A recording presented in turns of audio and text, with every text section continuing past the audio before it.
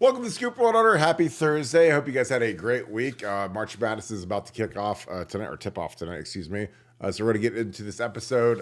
Thursday practice nuggets, some stuff that went on today.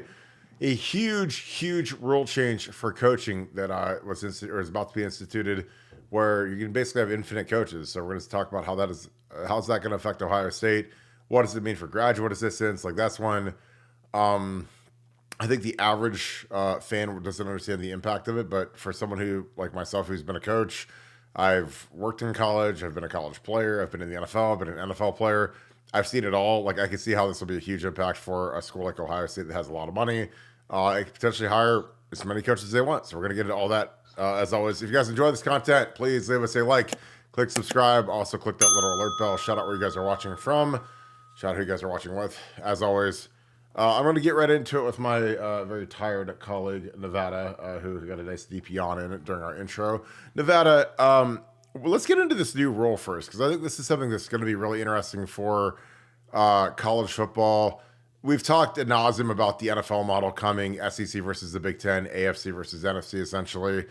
What does it mean to you that they potentially could eliminate the number of countable coaches, which right now it's at 11. There's 10 coaches plus the head coach that are allowed to actually coach, along with 4 GAs, graduate assistants. And they could lift that cap to basically be infinite, which I think for people that aren't huge football fans, they don't understand how big of an impact this could be. But what are your thoughts on that? Because when I heard that, I was like, that could be really good for some people, namely older coaches, really bad for some people, namely younger coaches that are GAs that are kind of in that early mix where they can still go to grad school. What are your thoughts on that rule? Because I think it's going to turn college, and we talk about going to the NFL, but it's coming, and this is a huge step in that direction. But your thoughts on that? Well, first of all, it's important to kind of delineate what they're talking about. The NCAA is talking about changing the number of coaches that can, be involved in on-field or practice, hands-on coaching with the players. It's not affecting under the current proposal the number of people that can be out recruiting, and I think they're talking about taking that from like 10 to 11, but they're not talking about like having infinite number of recruiting coaches per se, but this is just for coaching, for hands-on instruction, for coaching. And I think what it's going to do, to me, it's pretty obvious that this is going to draw a bigger distinction between the haves and the have-nots. And the haves are going to be the people that have the money to go out and hire as many coaches as they want. And the big selling point is going to be it's much like we've talked about, teacher to student ratio, how that's like a big, number for every private school in the world. Is they talk about, well, we only have one teacher for every 12 students or whatever it is, and that's kind of like the badge of honor that you have in terms of how high the quality of education is the lower the ratio of students to teachers. I think the same thing is going to be true in terms of coaches to players, as they're going out and recruiting guys.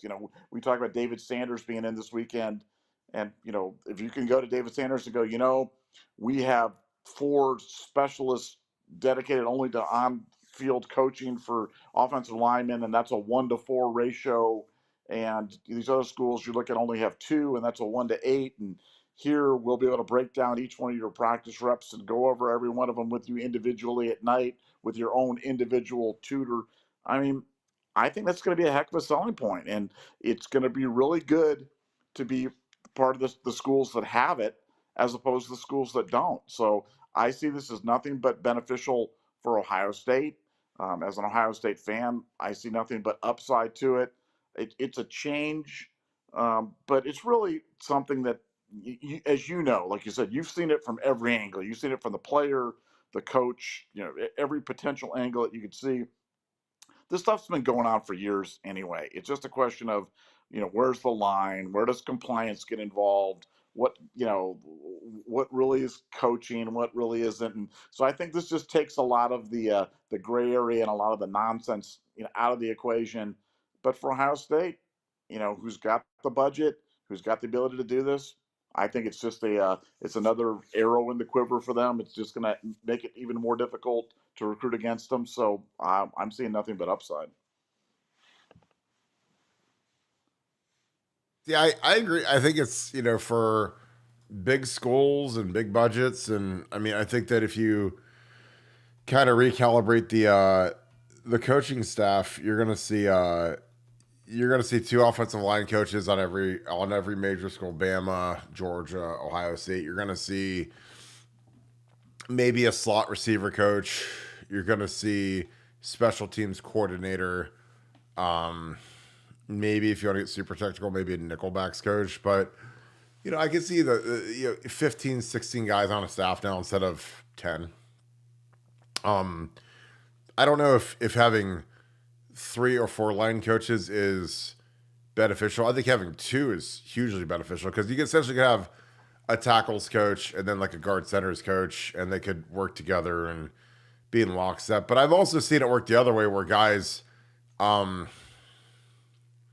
it's kind of like in like life or civilization or whatever. Like there's always a guy who's ahead of the other guy on the pecking order, which means that there's always potential for undercutting or undermining or whatever. Like I saw that in actually 2012. It was hilarious how bad it was with one of our coaches would undermine one of the coordinators all the time in meetings and whatever.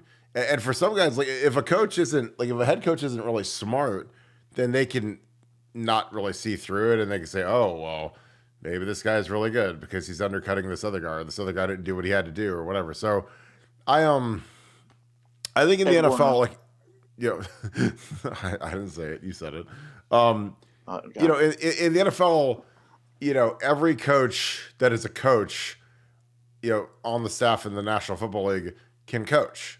Like they don't have these stupid rules that are idiotic like college does, where it's like, well, a quality control coach cannot coach and he has to stay on the sideline and chart plays with a clipboard. And, if he's an analyst, he's not allowed to coach. He has to stand on the sideline and do breakdown stuff. Like in the NFL, like if you're in the building and you're either a defensive assistant, the defensive coordinator, the safeties coach, the D-line coach, the assistant D-line coach, the quality control for the defense, those guys are all allowed to coach. Like there's no delineation between the defensive coordinator and the lowest guy on the totem pole. If there's an issue that they can correct or fix, they can all coach it. Like when I was in the league, like there's, the head offensive line coach. And if you guys go and pull up every org chart for every NFL team has an assistant line. They have like the offensive line coach and they have an assistant offensive line coach. And a lot of times the assistant is a guy who used to be an offensive line coach. Like it's not like it's some 22-year-old just trying to learn how to coach. It's like some guy that was, he was a line coach for the Patriots last year or for the Giants last year. Now he's the assistant line coach. It's like a big, like the O-line community is like a big tumbler where it's like they keep using the same names, and one guy gets promoted to be the head guy, and then they bring in another guy who's a more senior guy to be the assistant. And if the head guy sucks, then they'll bullet him and they'll bring the other guy in and they'll promote him. So, I think that O-line, since it's the hardest position to coach by far, because the entire team depends upon the offensive line, should have 2 spots for sure. Receivers potentially, because we're so 3 and 4 receiver driven now. When you have 3 or 4 guys on the field for every single snap, you should have an inside guy and an outside guy. You see a lot of teams that have a slot receivers coach and then a full-time receivers coach. Safety corner is usually split pretty good. Like we have Tim Walton and Matt Giriani as our 2 secondary guys. So I think like receiver, you could probably use a second guy to coach the slot guy. Maybe help out with tight ends a little bit, but it'll be fascinating. I think it's gonna be really interesting to see what they do, and how it can impact everything. Because I just think that as you get into this and you get further along, you want to talk about haves and have-nots. You talk about money, talk about the difference or the differentials that'll separate, like the old Big Ten versus the new Big Ten and the SEC versus these smaller conferences. It's like, well, do you have the salaries to have an offensive line coach at Ohio State making $800,000 and then have another one making $400,000?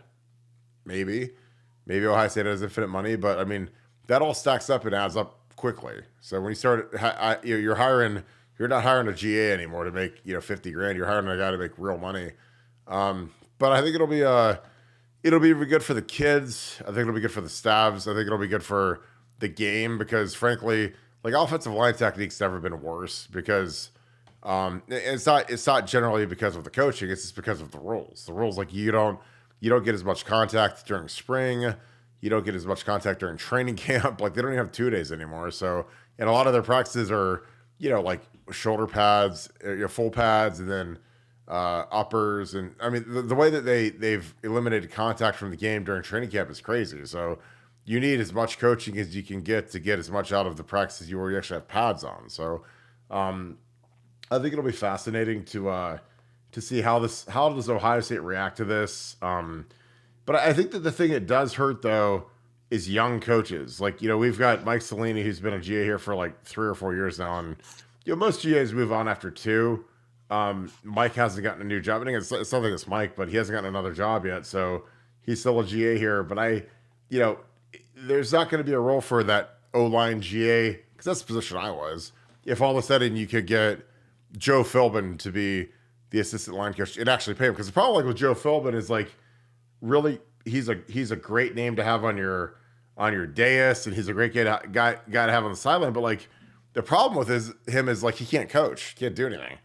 So on game days last year, I'd see him on the sideline. He's got a ball cap on, no headset on, so he can't communicate with anybody. He can't talk to Ryan. He can't legally coach. So he just kind of stands there, which again is like, it's great because he made like $300,000 last year to be like a consultant. I have no idea what impact he had or what he did, but if you're not on a headset on game day, you might as well be sitting in the stands eating Cracker Jacks and hot dogs at that point. But I think, like I said, it'll be interesting to see how it affects the young coaches because I think a lot of the young coaches are going to get phased out unless they're just ultra talented or they have an in. Like if you have an in, like Keenan Bailey or Corey Dennis, where you can get into the program, then I think you're safe. But otherwise, like I think a lot of these coaches are just going to hire, established guys. So you're going to see a lot of these young guys getting more chances at lower levels than at the big leagues, like Ohio State. Got a couple super chats. Here we go, Dave Jacques 8. Here we go. Thanks for the 5. Appreciate you, brother. Thanks for being on here all the time. Just saw the post from Joey Galloway. Oh boy. Showing Julian saying ending practice with an INT. Is he going to get banned from the Woody now? Nevada. Do you think that Joe Galloway will be banned for showing a full play and Julian saying throwing a pick? Yeah, I I think he'll be okay. I think Joey will be okay, but it happens, man. It happens the best way. Julian's been terrific. He's been terrific this whole spring. But even Julian, even the great Julian Saying throws the interception, and even the great Joey Galloway makes a mistake and lets out the secret sauce is out, and he showed a interception during spring ball, so he should at least get a solid admonishment and have his name stripped from any. Does he have a tree? You're the keeper of the trees. I know you're like Mr. Grove. Does Joey have a tree in the Grove there? I mean, I would think so. God bless. I mean, Joey had to have been All-American. He wasn't like some guy that just showed up, I mean, Joey had to have been All-American. I thought you had like an encyclopedic knowledge of every person who has a tree in the Grove at all times. So. No, I don't care that much. I really don't. I don't know. I mean, he's got all Big Ten. Was he not an All-American? I mean, I'm not trying to be stupid. I mean, in the chat, guys, let me know. Was Joey Galloway? He's in the College Hall of Fame, so he's got to be a first-team All-American. He has to be, right? I would think. All Big Ten. I mean, he was only a 2-year starter at wide receiver for Coop. I'm trying to see if he made. I mean, I literally don't know. And again, maybe he made some ancillary team, but. I mean, on his College Football Hall of Fame little website, 2-year starter, College Football. I mean, he might not have been an All-American. Which again, I mean, should he have been? Absolutely. It's in the Ohio State Hall of Fame. Absolutely. Did he ever make All-American? He was a third-team Associated Press All-American in 1993. Oh wow. So he might not have a tree. Okay. Well, then So we will not take his tree. We will not take his tree away then. Well, I mean, it's I guess it's hard to get a tree. But I know one thing that you're dying for, Nevada, is you're dying for a film breakdown. Because everybody loves a film breakdown. Oh, you want to break a film? Oh, Dave Jack, you want a film breakdown of Joey Galloway? Well, here's his play. Okay, so let's break it down. So Julian Sand is right here. Ryan Day's here, all black like Johnny Cash, Undertaker. But Julian's going with the ones here. So we got Quinn Sean. We got our boy. Wait a second. Is that like a bad angle or something like that, or does that Ryan Day look like he like got into like 17 bags of donuts here over the last couple of weeks and packed on the pounds? I do not know that. I cannot answer that. I'm not sure on that. He looks pretty stout, doesn't he? He does, and you're a little faint, so I'll have you come back in. So we've got Ryan is here, happy as always. We've got Josh Simmons, so our left tackle. See if Nevadabuck is back. Nevada, are you there, Captain Hater? I am there. Okay. You're much like you were faint. I don't know if Ryan Day's got this podcast bugged because you're calling him fat, essentially. But he's got black on him. He's doing all right. I mean, No, I think Ryan Day's fat. I think his fatness was like muffling my microphone or something like that. It could have been, and I don't know if Pantoni's bugged the show or if Ryan did or if they got Jerry Emig on it. But whatever it is, like. It's a depiction. So again, it is widescreen, wide angle, but it's fine. So Julian is ending practice going with the first team, which is interesting because, and shout out Joe Galloway, who's very wise. You got Quinn Sean here, so you got Q, who's our top 2 tailback, the kid from Ole Miss. We got Josh Simmons, you got Donnie Jackson, you've got Luke Montgomery is in at right guard, you've got Fryer at right tackle, Carson Hinsman, who some people say has no chance to start, is still starting after 2 weeks of spring ball because this is what the ones. So this is good on good. I'm sure it's ones versus ones because at this point in spring, there's no point in doing anything else. But this is all good. So you see, these guys are running a twist right here. They muck it up on this side, which is good by Josh. Carson hangs in here 1-on-1, gets a nice stop. Again, this is good. Donnie, I don't know what Donnie has because your boy's blocking him. But Julian throws it looks like a slant. Corner's sitting on it. Corner eats it up. This is one that he probably wishes he had back. The snap's good. It's right in the window. So, hey, it rips it here. So, but yeah, it's interesting. This is one where, I feel like the pro is good enough. Again, this is good. They muck it up here. This is good enough when you get the 1-on-1 block. I can't see the whole left side, but I mean, if you're looking at a pocket and you go like this, I mean, there's nothing on Donnie and Josh Simmons' side, so this is good. And Julian just I don't know if he short arms this. He doesn't really step. I mean, this is like from a fundamental standpoint. I'm not some QB guru, but he's out like driving this ball the way you need to. Kind of lazy, kind of on his back foot. Like if he drives this thing, it's probably a completion. If you're running this slant and the guy can get inside of him, like this is the crib. But it was just it looks. But I can't tell who gets this because this isn't a pick. So whatever, I don't know if I might have the wrong play from Joey. Shout out Joey for throwing this under, but I think this is a slant to convert because, this might be like 3rd and short or something and they got to convert it because you could tell like the DB doesn't get it. Like if you pause it right there, it looks like he gets it, but the receiver snatches it and, so the DB is upset while she's like pounding on the ground and crying like a little girl. And, and so obviously he has it because Trey enters like stage right, and Trey's got his giant, helmet with the little pad thing on it, talking trash. But then you see all of the offensive guys who are in red come over here, and they're doing the, they're dancing like they're at Mandrake or Town Hall right now on a Saturday night, and the girls are out. So they're all dancing, they're all excited, like the girls are out. And you see Trey's doing like the Ultimate Warrior celebration. So again, we'll let it all play all the way through, but protection's good. I mean, I think it's a completion. And again, this had to have been something where it was like if you convert, the practice is over and the offense wins, because the guys don't normally react like this, unless it was like some spectacular one-handed catch that we can't see because Joey's not a very good cameraman. Um, I don't know, but yeah, it's funny, but you can tell by like Trey's over here to talk that trash to JT and all these guys, and he's on the McGregor, he's like doing the Conor McGregor thing. Like you can see it right here when you get to the end. He's on like the McGregor strut. So, but hey, shout out Joey. Can't take that tree away, but I'm glad that he's in there. Narkin, it's good for us. It's good for everybody to see what's really going on. So, there you go.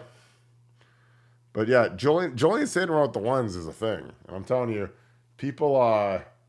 We were on. I mean, the funniest thing about Julian saying is we were on Julian before anybody. Like we had him way before anybody. It's like JJ Smith. Like we said JJ Smith was good years ago, and we've been on JJ for anybody. Now everybody's catching up. It's like with Julian, like we said, this guy's probably going to be the backup if not the starter. At the latest next year, and now everybody's kind of catching on to the drift that we're like, yeah, Buckeye Scoop was right. Julian saying's really good. Just like Jeremiah Smith. Like I mean, we knew JJ for 5 years now, and all of a sudden he's like that guy. And I got news for you. You know who's coming up this weekend, Nevada? Angelo Smith. And you know whose brother that is? JJ's. So you guys like JJ. Well, Angelo's coming, and Angelo's little baby JJ. And guess what school he likes? The Bucks. So he's coming up this weekend. I think they're actually getting in tonight, the SFE guys. So we'll have a lot of intel on South Florida Express over the next few days. They're going to be here till Sunday, and they are bringing an onslaught of dudes that are crazy. Like I mean, we lost Javon Bogs, who I thought stunk. Again, I'm not hating on the kid, but he's a Central Florida kid. He was a bad take by us, and when he wanted to go visit Georgia, and everyone, we were just like, go ahead, because we'll get, if we don't screw the pooch with Vernell, we'll get Vernell Brown, we'll get Jamie French, so we'll have two of the top 3 or 4 wide receivers, and then we've got some other guys coming. We got a kid from California who's probably the best player in the country, who's coming in. He's an SFE kid. We got some monsters coming in. So again, like if we lose a kid like we're gonna have Jabari Brady coming in. Caden Wyatt Dixon is a 2026 kid, might be the best player in the country.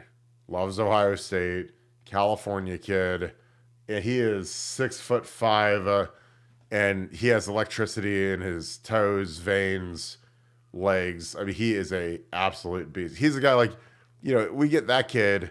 No one's gonna remember this other kid's name, this Javon Bogs. Like when he decommits, like when a kid like that decommits, and we already know that he's not really good enough to play here, like it's kind of like he hits the portal early for us. It does us a favor, so we don't waste our time recruiting that kid. Be a kid in Wyatt Dixon, you guys are gonna be excited about it. Angelo Smith, Vernell Brown, Jabari Brady. Like we've got straight dogs coming up from South Florida Express this weekend. So get excited, guys, because guess who's going to get about 100 targets this weekend for Student Appreciation Day? JJ Smith. So FanDuel is a prop bet on Student Appreciation Day where you can bet on JJ's targets, take the over, and put the mortgage on it. We got another super chat, District Fire. Thank you for the 10. Some schools already left in the dust with NIL. Expanding coaching will turn some schools into mid-majors. Nevada, I'll let you talk on that. Your thoughts, District Fire. Thank you for the 10, and thank you for the support, as always, my friend. But I think you're on the right track. Nevada, your thoughts? Yeah, well, I mean, look, you've got economic battles going on with facilities, with quality of coaching staffs, certainly with NIL. Absolutely, that's all about the money. And now you're talking about being able to expand, accountable coaches that can be involved in instruction. Yeah, there's absolutely a bright line being driven between the schools that have the money, the schools that have the resources, and the schools that are going to have to be pinching pennies to do this stuff. And is it great for college football? Don't know. I mean, is it great for Ohio State? Yeah, it is. Anything that gives us Ohio State an advantage And I think that gives us one more selling point to work with parents, with potential players, because you got to remember the difference in the college football and the NFL. It's college football, you're recruiting. I mean, while I guess you have a little bit of recruiting going on in the NFL with free agency and things like that, it's mainly a draft league. You acquire your talent via the draft. In college football, you acquire your talent by going out and getting it, and by going out and selling players on and their parents that your program is better for their kid, for the opportunity to create generational wealth, than something else. And we it's funny because we'll talk about like these South Florida Express kids, and I'm not saying that we're being cavalier about anything, but think about what a big decision it is for them about where they go to college, because choosing the right place could be the difference between them making $250 million, $300 million, having generational wealth for them, their families, for their extended family, for their children, their children's children, etc., or working some other job. And it's kind of mind blowing when you think about it. And for them, so these are huge decisions. There's huge money involved. They've got to get it right. And Ohio State is Ohio State's just a good bet. Ohio State's one of those places where you're like, every place has risks. There's no risk free option in terms of predicting the future for me and picking the best path for me to kind of get to the NFL. But Ohio State statistically is a winner, and Ohio State gives me the best chance to kind of achieve my dream. And with the ability to spend more money on coaches, advisors, staff people, lower that number of that ratio of staff to players. I see it as being a big advantage for Ohio State, and it'll continue to extend the lead that they've kind of gotten by getting their act together on NIL. So no, I definitely see this as being a big benefit. Yeah, I think again, we already talked about it. It's like there's going to be, what do you think, Nevada, 48 teams in the new NFL, 24 in the SEC, 24 in the Big Ten. Excuse me, with expansion. And if you're a have-not, it's going to be hard to play. I mean, it's already hard to play when you don't get the amount of nutrition, the amount of meals, the amount of support, like the stuff that Ohio State gives their players. Like, it's insane. Like the amount of free. I mean, they get breakfast every day. They get lunch every day. Like, I mean, again, I don't go into the Wayback Machine. This isn't, feel bad for poor Kirk, but it's just a fact. Like when I played, we had dinner twice a week and breakfast once a week in the office. This time of the year, we had dinner like Tuesday, dinner Thursday, and breakfast on Friday. And a lot of times they'd do that breakfast because they want to see if we were hungover from going out on Thursday night, which is fine. But like, I'm just telling you, like, now they got to feed us they feed the guys every day, 5 days a week, 6 days a week. They practice on Saturday. So, I mean, that's a monstrous expense. And then it's not only do they get fed, but then they have carryout food, and the carryout food isn't from some low rent diner. It's like stuff from Buffalo Wild Wings, from Twin Peaks, from Bravo, from Cameron Mitchell restaurants, Cap City. So it's like, they got to get that food, to go, keep it at temperature. It's a big production for these restaurants, but they all want to help out Ohio State Roosters. So the kids, like they eat impossibly well right now. But that's all at a huge expense, So now you talk on adding a couple more full-time coaches, and it's like, the cost to do business in major college football now has gone up. Like since Tress's last year and 10, it's probably gone up, I'm not kidding, 5x compared to what the salaries used to be. You got to remember, like, I always go back to, like, Jim Bowman made $350,000 his last year's EOC in 2011, which, again, fantastic money. You're in the top 1% of the country. Now, Chip Kelly's probably making, 2.5? So he's up 8x. Heartline's probably making close to $2 million. So that's like 6-7x.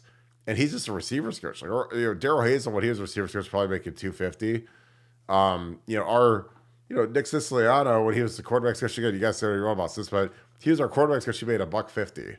So now, like, our lowest paid guy on offense, Keenan Bailey's making like $600,000. So again, it all adds up expense wise, between the food, the salaries, expanding the coaching staff. So Yeah, again, the whole point why I'm going through this whole rigmarole of the numbers is because the small teams can't afford that. Like Ohio State can because it's a juggernaut, and if they need more money, they could just tack on another $20 per home game for every ticket because nobody's not going to buy the tickets. So that's where it's going to come from. It's like it's going to come out of our hind ends, which is fine because people are still going to pay to go to Ohio State games. If it's another $20, it's not a big deal. But the smaller schools they're gonna die. They're gonna go. I think there's gonna be like the big division, which is gonna be like the NFL. There's gonna be a middle tier division, which is where like the MAC schools are gonna go, and the smaller Big Ten schools will go, and then there's gonna be one AA. And I think that's what it's gonna end up turning into. It's like a 3-tier deal instead of a 2-tier. Because right now we have like 1A, and then we have like the bowl subdivision, like the 1 AA. But I think soon it's gonna be 3 divisions, and I don't know how you can dodge that. Donald and Karen Rosbach, thank you. As always, you guys are the best. Can't wait to get that jersey. I'll ink it up as soon as you get it. Thank you for being an ultra member. Thank you for the 5. So according to the idiots up north, no God. Donald and Karen, if there's one thing I will tell you guys, and there's one thing Nevada will reiterate, and I know that we're lockstep on this one, is do not ever listen to anything that Michigan people, or especially their beat, because they have the dumbest beat I've ever seen. And they come at us and they talk about Buckeye Scoop on their podcasts because they're chasing clout and they have no viewers. Like most of the people that hate on us and talk about us, it's because they get no views. So they're trying to clout chase, and we don't even recognize them because Godzilla doesn't worry about mosquitoes. This is kind of what it is. But so according to the idiots up north Nevada, we are doomed in our wide receiver because Javon Bogs decommitted from Ohio State. They are so delusional. Nevada OH. Nevada, I mean, Bill Greene talked about Javon Bogs. It was very, very low on him. He saw him in person, was not thrilled with him. Kid acted kind of ridiculous at a tournament. Turns out he decommits, was fighting with the coaching staff. Is he any type of a loss for us, or will Ohio State somehow survive losing Javon Bogs? Well, I like Javon Bogs. I think Javon Bogs is a really, really good receiver, and I think he's going to be a real productive college receiver. Having said that, yeah, we're going to be just fine. I mean, this is one of those. I mean, you have to understand the way that it works with Ohio State. The way it works with Ohio State, and this is kind of like Nevada 101 education. Whenever a kid decommits, Ohio State puts out the word amongst the media and their little lackeys out there that we didn't want him, we cooled on him, we recruited over him, et cetera, et cetera. So that's the story. That's the way that it works. So whenever you hear that, kind of take that with a grain of salt. However, having said that, in this case, it's actually true. In this case, and you don't have to be like some sort of super recruit Nick to see that. You see the number of wide receivers that we're in on. You see the level that Brian Hartline's recruiting at. And, as we've talked about, 7-on-7 is not the end of the world. But Javon was having trouble getting on the field for South Florida Express this year, given the guys that were above him. And these guys are all going to Ohio State. So it's, like I said, I think Javon's a terrific wide receiver. And I think he's going to, I really do think he'll be a really productive college kid. But, we have better options. And this definitely works out the best. So, no, we are not doomed. I think we're going to be okay. And life will go on for Ohio State football, and I wish Javon well. So what you're saying is that somehow, some way, we will survive losing Javon Bogs. Is what you're saying? We will survive. I'm going to go 99.9% sure that we will survive. But like in your heart of hearts, you actually believe that this is not you just trying to placate and be like the happy-go-lucky Buckeye Scoop guy. You think somehow we'll be able to survive losing him after we've lost Urban Meyer and Woody Hayes and Jim Tressel? Like, you think we can survive losing Javon Boggs? No, I'm asking. Trust me. Nothing would please me more than to destroy the Ohio State narrative. If they're putting out stuff to their lackeys, that's not true. I would come in strong and try to go, no, guys, no, this is a loss. This is a problem. but they got their boys out there, talking about, no, this one they're actually telling the truth. We will be okay. We survived losing Urban Meyer. We survived losing Burke Carton. We will survive this. We will move on. Well, that's wonderful. Who was the starter after Burke Carton? Who was the starter in 08? Was that Shugarts? Bryant Browning. Oh wow! Look at Browning. Wow. Oh no, was my boy, Bryant Brown? Yeah, BB. Glenville kid, right? Glenville kid. Love Bryant to death. He had that bad Penn State game that made Aaron maybe a millionaire at home. The one where Terrell tried to do the quarterback sneak and he went eight gaps too wide. Yeah, that was. Were you at that game? No, I was not. I don't think I was at that. I think I was watching it on TV. I'm pretty sure. 08 Penn State, because it was a close game, but TP tried to do too much. He tried to get it we needed a yard. He tried to get 50 yards because if he had gotten through that gap, it would have been gone. But that would have been a legend. That would have been a legendary play if he'd have pulled it off. But no, Terrell just tried to do a little too much. Oh! If he had hit that play, our site would probably be called Buckeye Prior instead of Buckeye Scoop. I mean, I'm telling you, that's where it would have been at.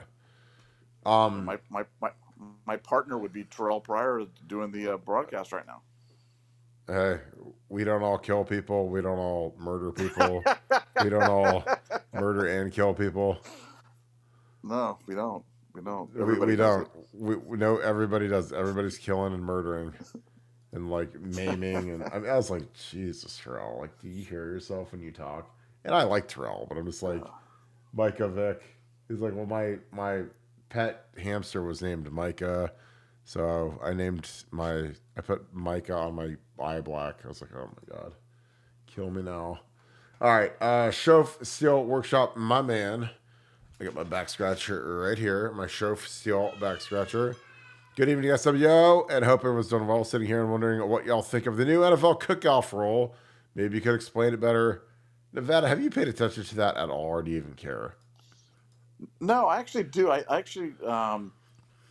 paid a little bit of attention to it. I haven't dove in deep on it, but I think I like it.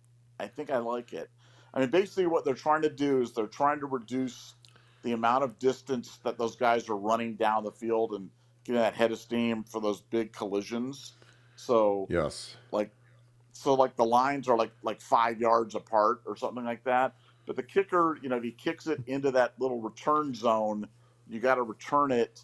And I like the rule. I like the rule, but I'm not as conversant on it as I should be. But I'm about 90% conversant. But I like what I say. I think it's a positive innovation. I really do. Yeah, I mean, I think that the NFL, they realize the kickoff sucks now and there's no action anymore, so they're trying to gin something up so people actually pay attention to the kickoff and make kick returners viable again, because the kicking game just doesn't exist anymore. It's kind of like at Ohio State, we kick it out of the end zone to get the ball in the 25, and then we punt it and we fair catch it every time. So we have like kicking's never been more boring and flaccid than it is right now. So I don't know. It'll be interesting to see if it's successful and how it's utilized. And again, it's funny because the XFL came up with it. And again, the XFL's come up. I mean, the XFL gets dogged out because, the old WWF version of it, but they had some really good ideas. Some of their ideas were idiotic, like the coin toss thing where guys ran after each other and the one dude blew his shoulder out instead of doing a coin toss. It was whoever could run to the ball faster and recover it would they get first possession. But the kickoff thing was interesting. I think that the benefit to having, and I wish that the NFL would get their head out of their butts and start partnering with something I don't know if it's called the USFL or the XFL or the XSFL or whatever it is now, because those two leagues combined, they should partner, and that should be a farm league that's a test kitchen to try out new rules, new overtime rules, new kickoff rules, new whatever rules to make the game more fun, more safe, whatever. But they're too stupid to do that. I think that the best way to do it would be, have it as a farm league, have the young practice squad guys play for those teams and have affiliations like the Browns or affiliated with the Columbus, whatever the Columbus team is, and then try these rules out. Because I think in a lot in like the NHL before they do something, they'll do it in the AHL or they'll do it in some other league and kind of test it out. But I think the kickoff rule is going to be good. Anything to bring more action into special teams, I think, is good because special teams used to be a big part of the game and it's just dead now because that's what they've done to it. So I think it'll be really good. Cordero Jackson, thank you for the deuce. Oh, here we go, Nevada. Let the freshman, which I assume is Julian saying, start. Can't be no worse than Cord, which I assume is Kyle McCord. Cordero, thank you for the deuce. Nevada, should they let Julian Sayin start because he can't be no worse than Kyle McCord? Well, yeah, I don't think he's worse than Kyle McCord, but I think we probably have better, more experienced option. I mean, Will Howard has got. I've got to go back and check how many starts he's got, but he's got to have like 35 starts or 50 Yeah. starts or some ridiculous amount of starts. And you know better than anybody, Kirk, that there's nothing quite like starts for every position on the field, but especially for quarterback. Oh, yeah. Starts for quarterback are almost determinative of success at the next level at the NFL.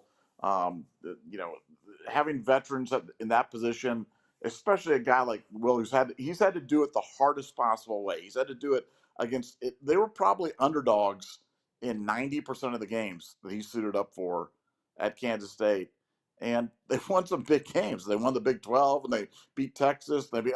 He's done some really, really good things with, guys that would never sniff the roster at Ohio State. So, I'm excited about Will. I'm excited about what he can bring. I'm excited about having that veteran leadership that we need in a national championship year and in a year where there's so much on the line.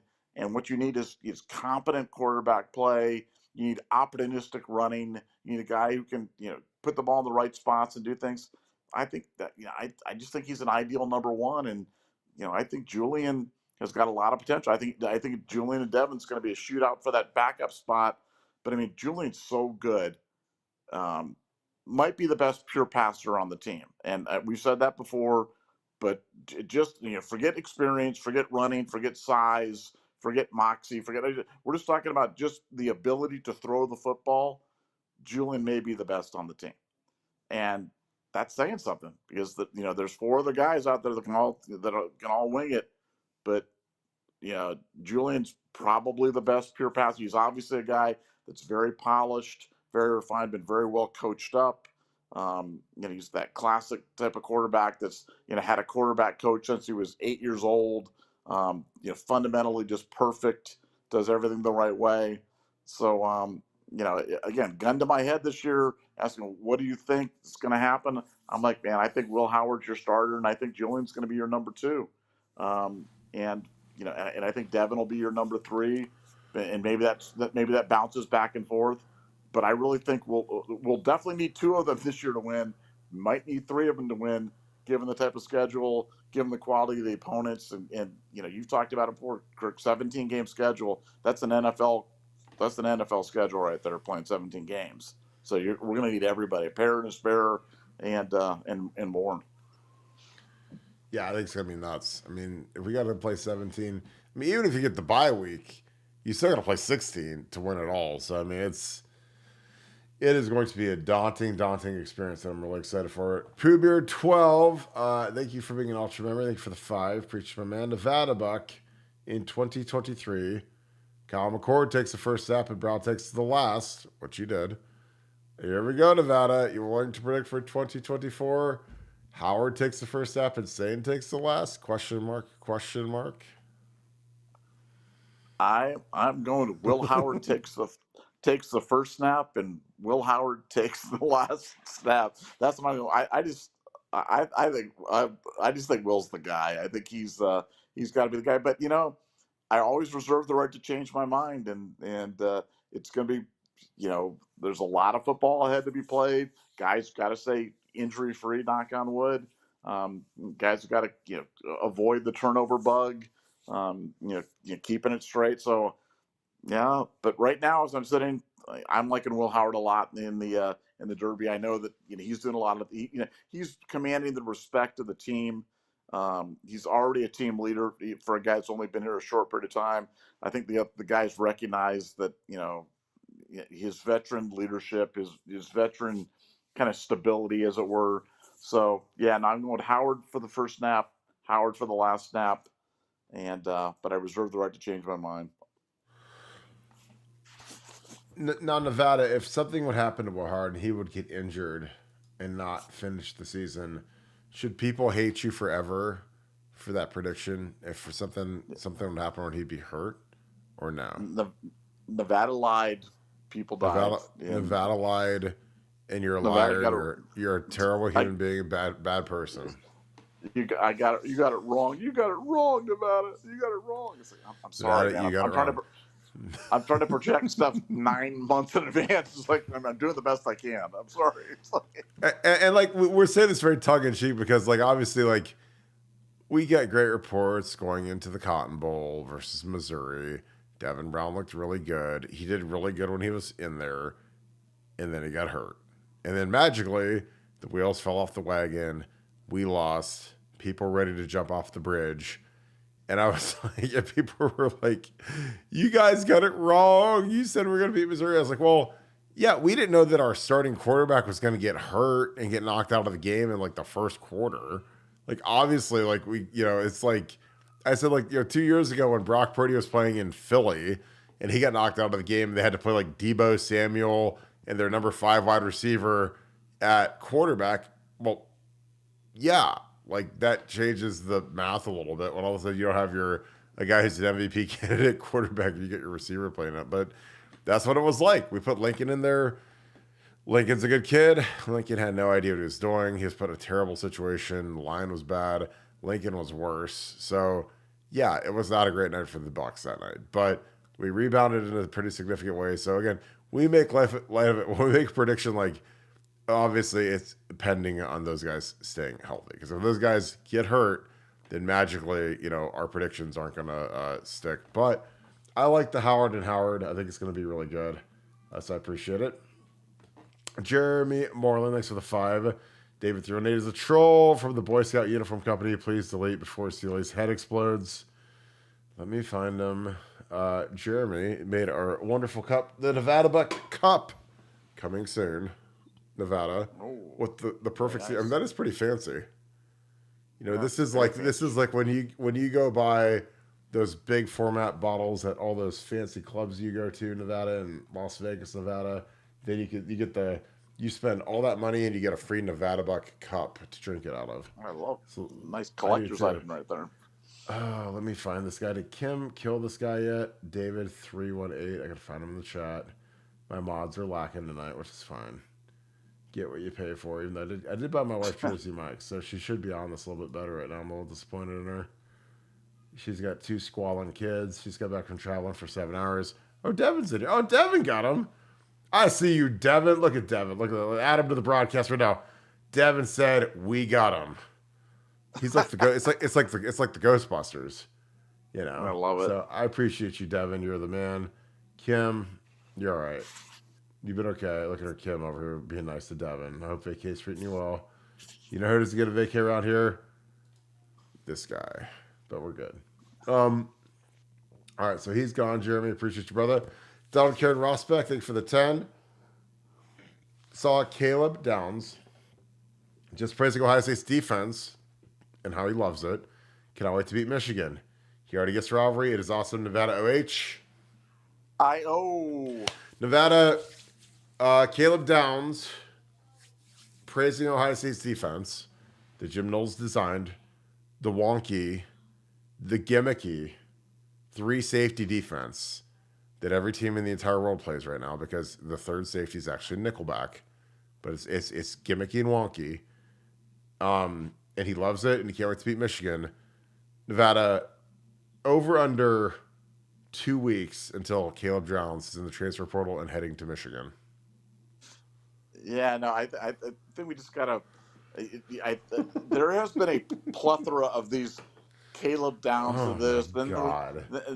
Then they moved on to the Quinshon Judkins transferring and stuff. It's just like we just need to issue a blanket statement to everybody here because you guys are smart. You guys are the educated ones. You guys are not the unbathed masses that are out there on the social media that are just freaking out about this stuff. Whenever you read anything about anybody like transferring to it, just don't believe it. Don't believe it. No, don't believe it. But as for Caleb Downs, I mean, what a get. It's one thing to have a guy come available. It's another guy to have to come available at a position of need. Just answering just your one of your biggest questions on your team is, who's going to be that other safety with Lathan, and you answer it with this guy. This kid's been everything we wanted and more, so much more. The players love him, the coaches love him. Just fabulous player to watch, and the fans are going to love him because if you like quality safety play, if you like safeties that are always in the mix, always around the ball, always the ball's just finding their hands, whether it be throwing up their tips, passes blocked, passes defended, man, he does it all. And just for Jim Knowles and his special, the only team in the world that runs this defense is Ohio State and every other team in America. But yeah, the gimmicky 4-2-5 that Knowles run, Caleb Downs is a perfect fit, and he's like the cherry on top of that perfect defensive secondary. Because I thought our defensive secondary before was going to be absolutely outstanding when we had all those guys return, but then you throw Caleb Downs in there, and it's just it's silly. I'm going to. I think when it's all said and done, it'll be recognized as the best defensive secondary ever at Ohio State, and we've had some really good ones. We've had some ones with guys that have gone on to great things. I think this one's going to be right there with any of them. Calling it. Nevada said it. Scoop had it first. I'm calling it. Scoop had it first. The Caleb Downs was good. Make sure you mark Yes. that down. Yeah, to me, it's like if you get dealt 4 aces in 100 play poker and you're playing like a couple $100 a hand, and then you get a 5th ace. That's what Caleb Downs is. It's like your head can't even like comprehend, but you're just like, ooh, this payout is going to be delicious, and we're going to get a lot of Oreo milkshakes with it, and we can't wait. I just think Caleb Downs he's all that, a bag of chips. He got the bag from Ohio State. He got a fresh new Range Rover, beautiful apartment. His dad's an NFL guy. His brother's an NFL guy. This dude's locked in. This is my favorite kind of guy because you don't have to worry about Caleb doing anything other than playing ball and balling. And he's going to be a leader. He's going to be a monster. So, again, I hate that there is an impossibly stupid portion of people that start these rumors on Twitter, on Facebook. They don't do it on Buckeye Scoop because if they did that, they get a bullet right into their head and they get banned forever for just flat out lying. But they prey on, I guess, the anxiety of some of the Ohio State fan base, and then people freak out. And oh my God, is Caleb Downs transferring to Michigan? That's the big rumor. Oh my God, he's going back to Alabama. That's the big rumor. And I'm just like, in what universe would it make sense for Caleb Downs to go to Michigan, where they have absolutely no talent around him, or back to Alabama, where their defense was atrocious in the national championship game against Michigan? Like, the Downs family is about business. What is the best business decision for their young son, Caleb? Because their son, Caleb, needs coached. He wants to play with great players. Because if he plays with great players, it makes his job a lot easier, a lot better, and he'll flourish. And this is about to blow up and be incredible. So, again, I laugh when these things come up, but it also, like, it doesn't make me angry because, like, I don't have the energy to get angry about something that stupid. But it's like if someone said that, like Jeff Bezos couldn't afford like a cheesy gordita crunch when he went through the drive-thru at Taco Bell. That's what it's like. And he was like, that's funny. He owns Amazon and he's the richest guy in the entire world. Well, he couldn't afford a cheesy gordita crunch. So does that make any sense to you guys? No. So it's the same thing with Caleb Downs transferring to Michigan. No sense. He's not going to go up there and go 8-4 and miss the playoffs and say, man, I sure wish I wouldn't have left that team that's going to win the national title this year. But again, that's just my take on it. So pay attention to the smart people. And that's why you guys are here, because we bring you the truth. And we talk to people way above the people in the Woody Hayes, people all throughout the agent community. This kid's locked in, so don't sweat that stupidity. B Schmidt, thank you. Or B Schmidt 100, thanks for the 5. Appreciate you, my man. Nevada, Burke Carton, thank you for delivering the best Ohio State content. Appreciate you, my friend. My 3-year-old watches with me religiously. Very smart 3-year-old. I hope that they enjoy the show. What running back gets the most touches? Nevada, I'll let you do this one first. Well, I mean, I'm going to go with Trey Henderson. Trey Henderson's my pick for offensive player of the year for Ohio State, so I'm going to say he gets the most touches. But they're going to try to split them up pretty good. They're going to try to not to wear out either one of those guys. That's the reason why Quinshon's here. That was the basis upon which Trey recruited him here. Is that you've got a 16 game schedule, you've got a potential 17 game schedule. You're going to need everybody to be fresh at the end. Health is going to be paramount. So they're going to try to keep those touches pretty even. But Trey can get the ball obviously on the ground, but he's a superb pass catcher as well. And I know Chip Kelly's going to try to activate that as much as possible. So I'll go with Trey by a nose over Quinshon. Yeah, I'll go Quinshon. I think you gotta grind those games up at the end. He's more physical. So I'll go Quinshon, but I think Trey's going to be right next to him. I mean, it's kind of this or that, and Trey could easily outtouch him, but I think at the end of the game, give it to Quinshon. Why don't grind those guys up? Patriot, thank you for the 20. Appreciate you, my friend. Some for the troops. Kirk, it's been a while since you called someone a douchebag. Ooh, boy, I could get that fired up real easily. Nevada OH. I mean, I've been on Keenan Bailey pretty good. I mean, he's kind of a douchebag. He got beat up by a strength coach. God, I mean, there's a lot of people in the media that are douchebags because they're so bad at their jobs. It's crazy. I'm telling you, like the media, not just in covering Ohio State, but just in general, has never been worse than it is right now. Like the bar is so low, and the talent level is just atrociously low.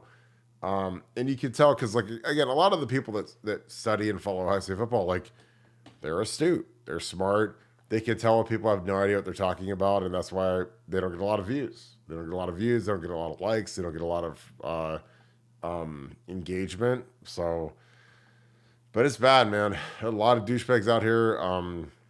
The Bogs kid at a tournament acted like a douchebag. So, again, I don't like going in on a high school kid, but I think it's unbecoming. But I don't think he's a loss for Ohio State. Like, there's some kids when they decommit their losses. He's not.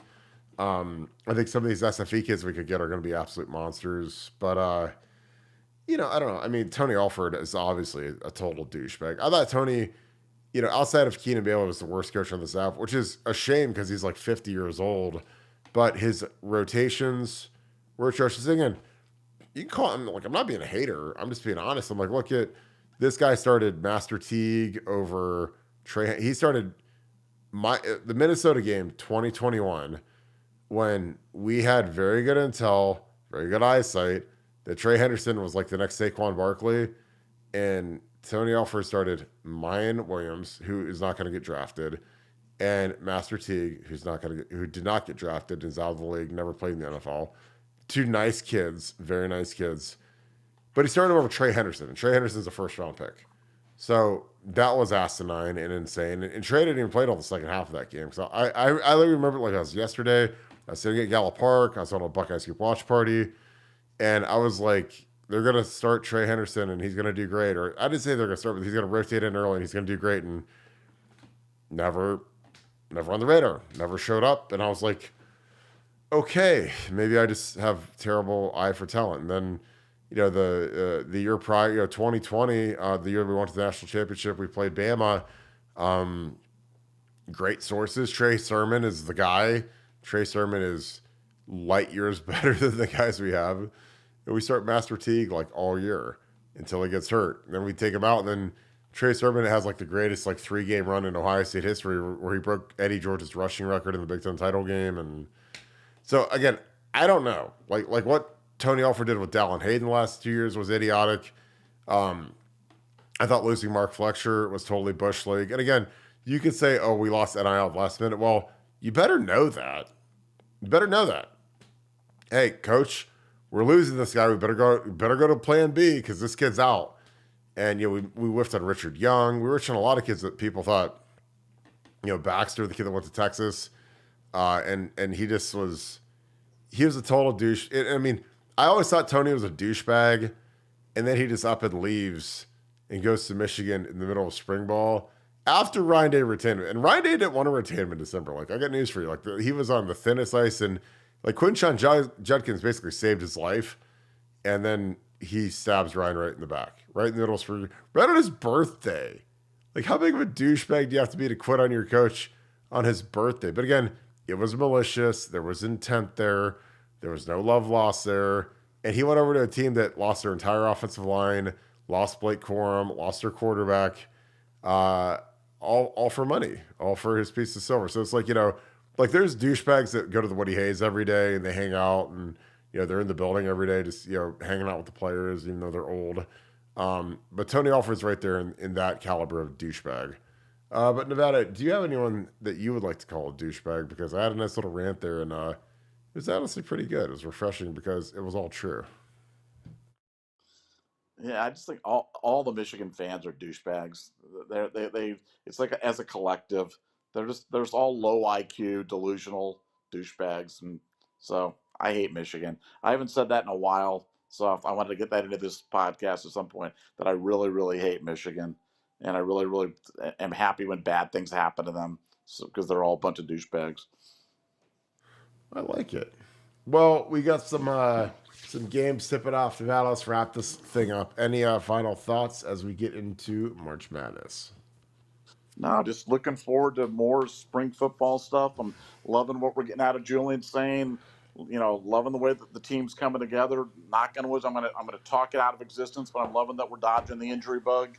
So just keep thinking good thoughts for Ohio State football 2024.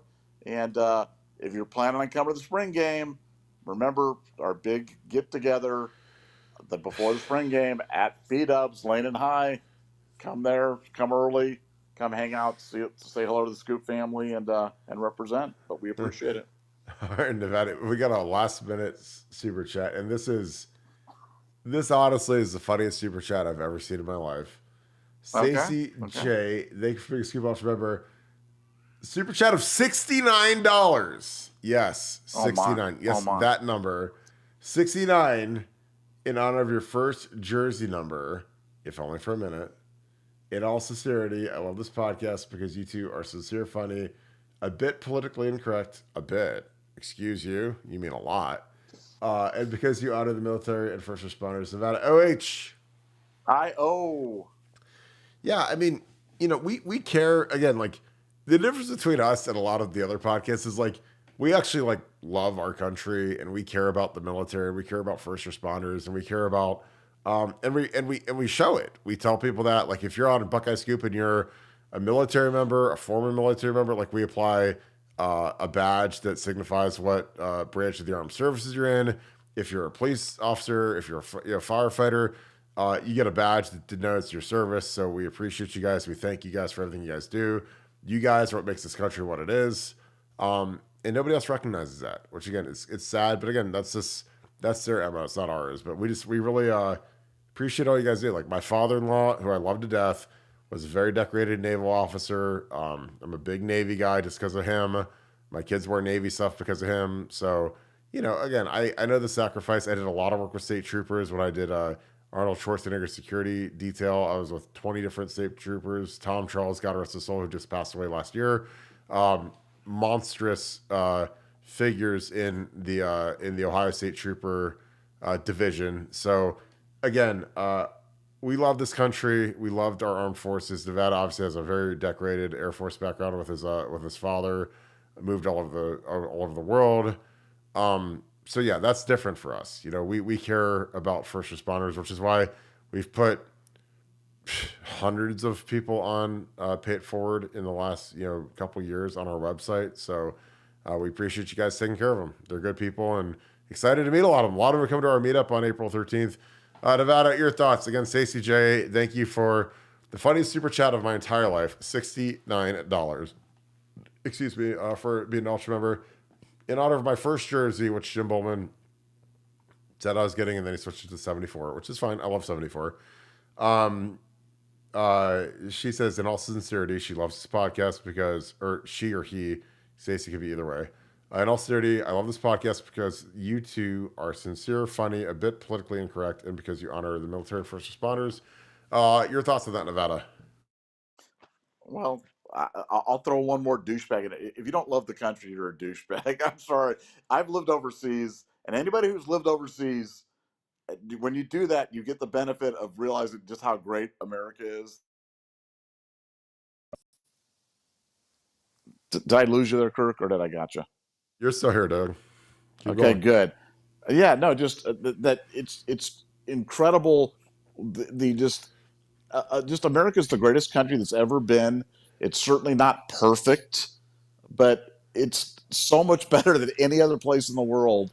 And we're so lucky to live here, and we're so lucky to be Americans. And if you can't see that, then you're a douchebag. And I'm sorry, but that's just how I feel. I feel that way from the bottom of my heart. So I love America, I'm glad we get a chance to give a little bit back. So it's fun. Totally agree. Pooh Beard 12, another last minute super chat. Thank you for the 5. Thanks for being an ultra member as well. Last minute super chat. When doing pay it forward, are you doing lifetime memberships? With some, we are. Most of them are 1 year, year over year, just because of the cost of the servers. I'm going to keep bringing them in. I owe you one. I sent an email to you about the one you just sent me, and it bounced back. So I'll get with you after this show, Pooh Beard. I appreciate you. I saw that. I just want to make sure that he is expecting my call because you gave me his cell number. I will give him a call. But yeah, it's always usually a year over year membership, just because we like to keep track of them. We have to keep track of them for our audits. But yeah, it's a really good program, and we just love it. Nevada, any final thoughts to wrap this thing up? We go watch some hoops. No, just appreciate everybody being here. Love the fact that you guys come here every night and bring it. Love the great questions, and we'll look forward to seeing you tomorrow night. Yes, we will. Appreciate you guys as always. Thank you for kicking it with us. March Madness is tipping off right now. I'll get my boy off the screen. Hope you guys are having a great night. We'll be back again at 7 tomorrow. If you guys enjoy this content, please leave us a like, click subscribe. Also, click that little alert bell. Those are huge for us, and we appreciate all of your support. As always, shout out where you guys are watching from. Shout out who you guys are watching with. I hope you guys are having a great Thursday night. Thursday. Have a nice, safe night. Enjoy some of this basketball. Some really good games on tonight. And I'll get back with you tomorrow at 7. So I look forward to seeing you guys. Thank you so much, Buckeye Nation. And thank you, Scoop family. I'm going to see you guys tomorrow. Go Bucks.